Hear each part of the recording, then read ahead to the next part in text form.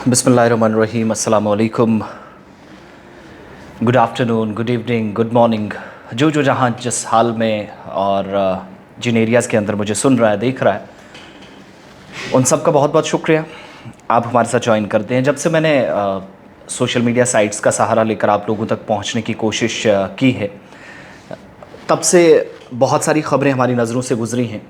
लेकिन कभी कभार ऐसा महसूस होता है, या यूँ कह लीजिए कि घुटन सी महसूस होती है कि हम इस तरह की ख़बरें आप तक पहुंचाते हैं और नाकाबिल यकीन एक तरह से मुल्क के मुख्तलिफ़ रियासतों और मरकज़ के ज़ेर इंतज़ाम इलाक़ों में, या केंद्र शासित प्रदेश कह लीजिए, अलग अलग राज्यों के अंदर बहुत सारी ऐसी ख़बरें आती हैं जहाँ पर ख़वातीन के ताल्लुक से हम गुफ्तगू करते हैं। लेकिन इखलाकी तौर पर जो हमारी ज़िम्मेदारियाँ हैं, एक ज़िम्मेदार नागरिक होने के नाते, ज़िम्मेदार शहरी होने के नाते, जब उस लेवल की बात आती है तो हम कितना गिर गए हैं, ये इस बात से आप बखूबी अंदाज़ा लगा सकते हैं कि सूरत हाल इतनी ख़राब हुई कि ख़वातीन को एक तो एक समझ में आता है, दो बच्चे हैं तब भी समझ में आता है, तीसरा बच्चा पैदा करने पर उन्हें नौकरी से बरतरफ़ कर दिया जाता है, उन्हें निकाल दिया जाता है। ये सिलसिला अभी हम चूँकि 2024 के इंतखाबात की तरफ, इलेक्शंस की तरफ जा रहे हैं, उससे पहले काफ़ी ज़्यादा सियासत इन मामलात पर होने लगी है और मुल्क के अंदर टू चाइल्ड वाली अभी कोई पॉलिसी नहीं है। लीगली जब आप देखते हैं, कानूनी हैसियत इस तरह की बातों की कोई नहीं है, सिर्फ गुफ्तो शनीद जब होती है तो वो हवा हवाई की जाती है। मगर आज एक मामला जो मैं ख़बर बता रहा हूँ, बहुत सारे लोग इस पर क्योस और कन्फ्यूजन का शिकार थे, तज़ब्ज़ुब का शिकार थे और ये कह रहे थे कि ये सारी जो डिस्कशंस हो रही हैं कि ख़ातून को तीसरा बच्चा पैदा करने पर निकाल दिया गया, ऐसा क्यों? तीसरी संतान या तीसरा बच्चा? मामला मध्य प्रदेश का है, एमपी जिसको आप कहते हैं, और शिवराज सिंह चौहान वाली भारतीय जनता पार्टी की हुकूमत वहाँ पर है। कई लोग इसको कहते हैं कि मुसलमानों के मुखालिफ जो जज्बात हैं, एहसासात हैं, उसका एक नतीजा है। कई लोग कहते हैं कि ऐसी कार्रवाइयाँ सिर्फ मुसलमानों के ख़िलाफ़ क्यों? क्या कोई गैर मुस्लिम भी इस तरीके से टारगेट अभी तक सरकारी सतह पर किया गया है, हुकूमती सतह पर इस तरह के अहकामात सादिर हुए हैं या नहीं? ये सारी चीज़ें अपनी जगह, मामूल के मुताबिक सरगर्मियाँ चलती भी थी, चलती हैं, चलती रहेंगी। लेकिन केस के ताल्लुक से मैं दो बातें आपके सामने रखूँगा।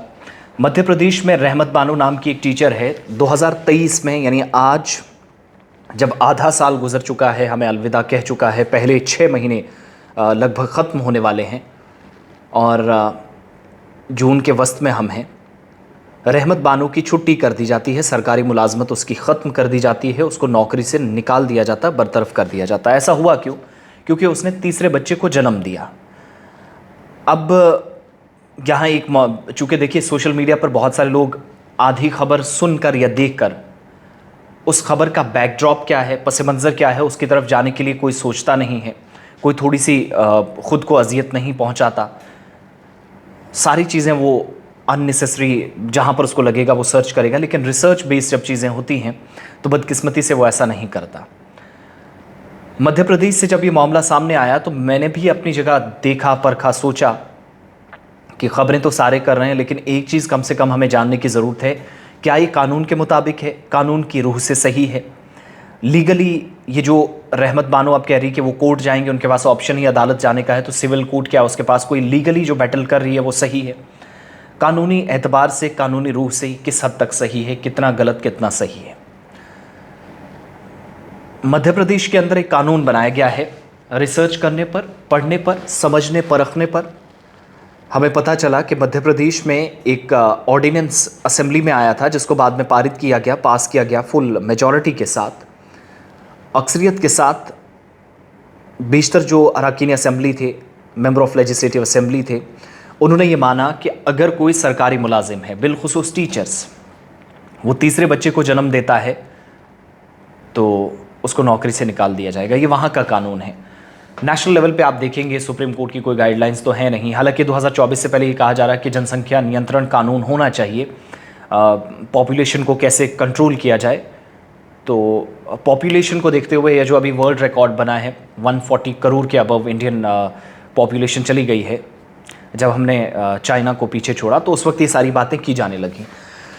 लेकिन एक बात बहुत सारे लोगों को समझने की ज़रूरत है, मध्य प्रदेश के अंदर रियासती सतह पर, स्टेट लेवल पर, राज्य स्तर पर एक अपना कानून है इस बात को नियंत्रण में रखने के लिए, कंट्रोल में रखने के लिए कि अगर सरकारी टीचर हैं, उसका कोई तीसरा बच्चा है, तीसरे बच्चे को कोई जन्म देता है। आप जम्मू कश्मीर के अंदर जब आप देखते हैं, जो लोग हमें देख और सुन रहे हैं, तो वो एक चीज़ तो देखते हैं कि वहाँ पर मैटरनिटी नाम से एक लीव जो है वो चलती है। ये तो नेशनल लेवल पे भी होती है, लेकिन जम्मू कश्मीर में पर्टिकुलरली उसको 60 दिन की कर दिया गया था कि ये सिलसिला चलना चाहिए या चलता है।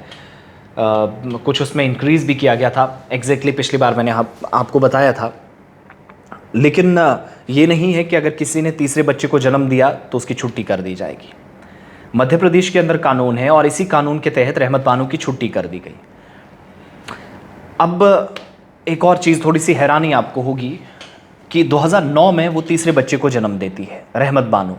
2009 आफ्टर नियर अबाउट 13.5 ईयर्स, तकरीबन 14 साल आप कह सकते हैं, और कम से कम ये जो 13.5 साल का अंदाज़ा लगा लीजिएगा। 13.5 सालों बाद फैसला उसके खिलाफ आता है और आज रहमत बानो कह रहे हैं कि उनके तई कुछ लोगों के मुखालिफ जज्बात या एहसासात थे, वो इस तरीके से बात करते थे, टॉन्टिंग कमेंट्स उन पर आते थे या उन पर किए जाते थे, तो थोड़ा उससे बुरा फील होता था। थोड़ा क्या, जज्बात, खातून है, सिन्फ़ नाजुक भी कहा गया है, और हवा की बेटी को आप इस तरीके से उलझनों में डालेंगे तो वो अपने आप को इमोशनली मुसीबत में डाल लेती है। और जो मैंने रिसर्च की, जो मुझे पता चला कि मध्य प्रदेश के अंदर कानून है, और अगर मालवा की ये टीचर है रहमत बानो, और जब तक इनने अस्काते हमल कराना था, एबॉर्शन करवाना था, क्योंकि ये पॉलिसी में आगे जाकर इनको परेशानी आनी थी, तो अस्काते हमल तक रहमत के मुताबिक ताख़ीर हो चुकी थी। इसलिए उन्होंने कहा कि अब लेट हो चुका है, लिहाजा अब इस बच्चे को जन्म देते हैं। 2 पहले से थे, तीसरे को जन्म दिया। उसके बाद जो मेरे पास डिटेल्स हैं, रिसर्च करने पर पता चला कि पब्लिक इंस्ट्रक्शन डिवीज़न ने इस मामले की जांच की। टीचर कांग्रेस यूनियन की तरफ से इसकी शिकायत की गई थी और रहमत बानो की नौकरी ख़त्म कर दी गई, उन्हें नौकरी से निकाल दिया गया। 2009 में उन्होंने तीसरे बच्चे को जन्म दिया था। पब्लिक एजुकेशन डिवीज़न की तरफ से फैसला दिया गया।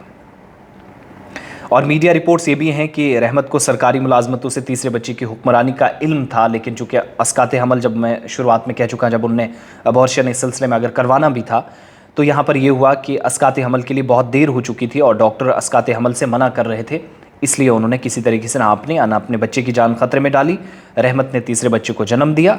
और असातिज़ा के लिए, जो मुझे कंफर्म भी हुआ बाद में, only for teachers, government teachers जो हैं, उन गवर्नमेंट टीचर्स के लिए एक उसूल है, रूल्स एंड रेगुलेशंस हैं, कवायद व ज़वाबित हैं, उनके मुताबिक कि आपको बरतरफ कर दिया जाएगा, आपको निकाल दिया जाएगा नौकरी से अगर आप तीसरे बच्चे को जन्म देते हैं, पैदाइश तीसरे बच्चे की आपके होती है। तो रहमत जो है, अब उसके पास एक ही ऑप्शन बचा है कि वो अदालत जाए और अदलिया एक आखिरी मोहर उसके ऊपर लगा सकती है। तो ये सारा सिलसिला अब तक चलना था, चला है।